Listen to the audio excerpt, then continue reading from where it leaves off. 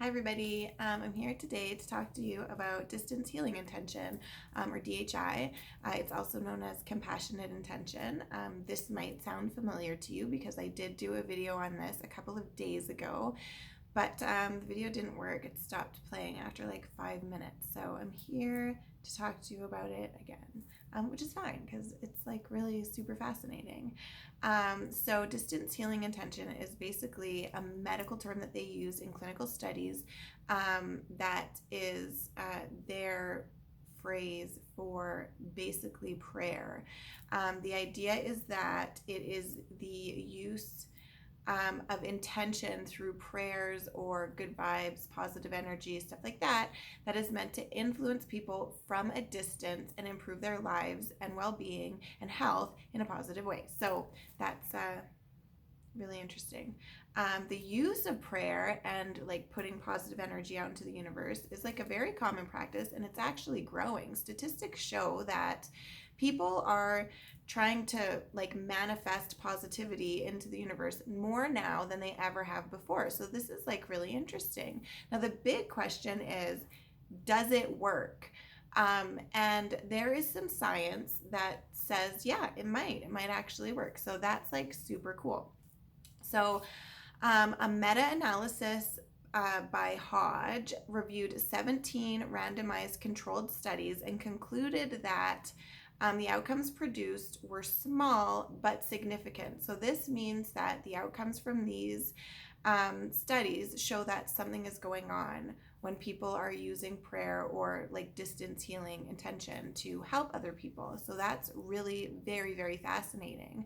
Um, while these clinical trials and studies suggest that there's something to distance healing intention, the uncertainty around the underlying variables that are at play here make it really difficult to get like concrete answers. So it's hard to study this because we don't know how it's happening or why it's happening or what is going on, to make these like positive intentions and stuff have like an effect on people. So more studies obviously have to be done, which is good. Like, we should be studying this. There is some controversy around distance healing intention, which is kind of sad, but it's a thing. And this is something that scientists and doctors have to take into consideration when they're doing these studies.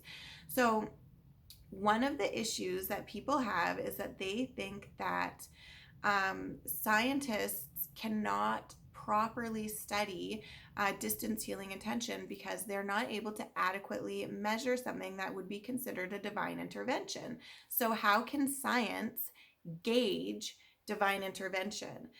Some people think that it can't. And while that may be true, the studies that they have done that have yielded very interesting results might show otherwise. Another issue that some people have is that if these prayers are answered for some people but not other people, does this mean that God is immoral? God is picking and choosing who he or she helps. So this would be an issue for people that believe in God and not that they're not believing, that they're just putting positive energy out into the universe. Is this something that science can deal with, can gauge? I'm not really sure. I think that if we're able to figure out all of the different things going on, to make distance healing intention work across the board, then this would kind of eliminate this issue altogether. One of the other problems is that people are concerned that if it is proven that distance healing intention works, it may encourage people to use prayer for negative things. Now, this sounds a little bit crazy, but this is actually a thing. So, there are some fundamentalist preachers that pray for specifically like government officials that work against things that these fundamentalists think are right. They pray for these people to have bad things happen to them and in some cases to die. So if it is proven that DHI is a thing that works, will this encourage these people to pray harder or try and use more of their energy putting it out into the universe to cause harm to other people? So this is like a moral issue, right? So something that scientists and doctors have to take into consideration when they're conducting these studies, because really, if distance healing intention is a thing that anybody can use, then we need to worry about how people are using it possibly. Um, Another issue is that some people don't like to be prayed for. So if you are a person that is really against having other people pray for you, if you're like offended when somebody says, I'm praying for you, then having this thought put into your head could possibly hinder your well-being, your healing. It could cause complications, and that's not good. So this is another thing that scientists and doctors need to take into consideration. Something that doctors need to take into consideration when treating patients, when suggesting things, they have to understand what their patients' like personal, spiritual, religious beliefs are before they can recommend stuff like this. So these are all things that need to be considered when we're studying something like the power of prayer. So it's really kind of interesting to me. They have done some studies. They've actually done quite a few, like over 180 clinical studies, I believe, have been done on this with lots of interesting results. They actually took 72 patients that were having surgery. All of them were women. Most of them were having surgery. For breast cancer, and they had 40 professional healers from all different kinds of healing types from all over the world do healing, distance healing for these people. So how it worked was they had people do minimum 20 minutes of healing energy, like putting it out into the universe for 8 days. And they found that basically there was no major effects noted for the patients that had the healings done than for those that didn't, except for one thing, and that was their surgery time. So the people who were having the positive energy put out for them, the people that were having prayers said for them, had an average surgery time that was shorter by approximately 60 minutes. So did the prayer play into it? Were there less surgery complications for people that that had prayers said for them? I'm not really sure, but it's something.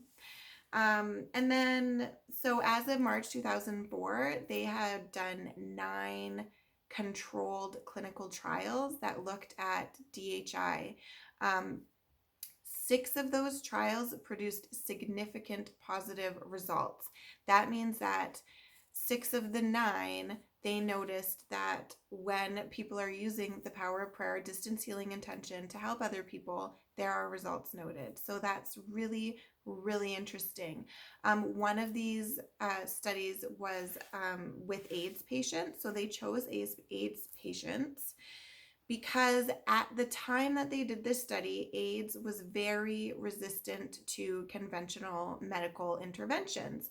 So in both the pilot study and the confirmation study, the prayer groups had statistically significant improvements in outcomes, which suggests that there's something to this. So there's like some kind of clinical relevance to using prayer or positive energy to help people, which is really cool.